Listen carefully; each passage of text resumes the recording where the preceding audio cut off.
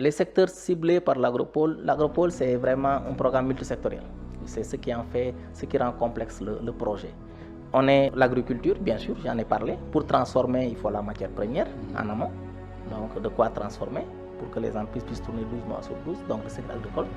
C'est aussi valable pour le secteur élevage, parce que c'est l'agriculture au sens large, et l'aquaculture. C'est vraiment pour la matière première, pour ces trois. Au-delà de ces trois secteurs, il y a les collectivités territoriales.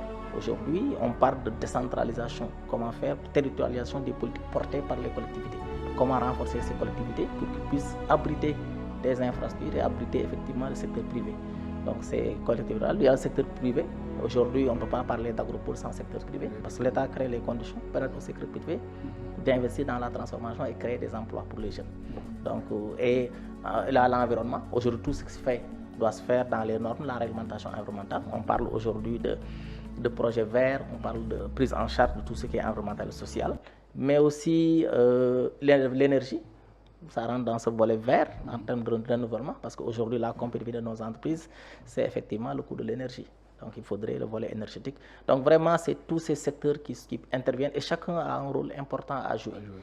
Ce qui fait effectivement un portage à haut lieu facilite vraiment l'implication de tous les sectoriels dans la mise en œuvre du projet. Et ce qui témoigne effectivement le comité de pilotage qui est chargé de définir les orientations.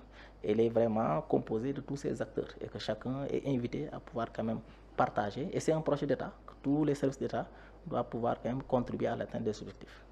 Maintenant, quels sont les avantages attendus de la création des agropoles pour l'économie sénégalaise?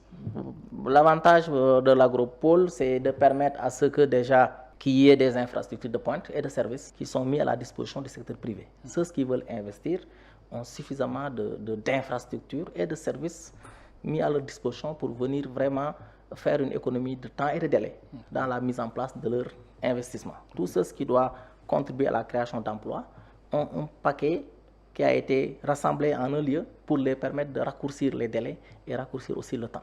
Et ces services vont sécuriser un foncier sécurisé à leur disposition.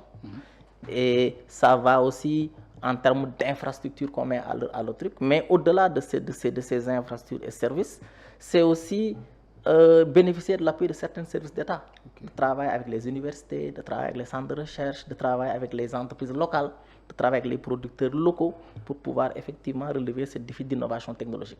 Donc Agropole met tout ça. Et le deuxième aspect, c'est ce qui permet à ce que dans nos sites, quand un privé s'y installe, il peut avoir la possibilité d'avoir accès à des équipements de transformation, ce qu'on appelle des centres de transformation, ce qu'on appelle des ateliers de transformation.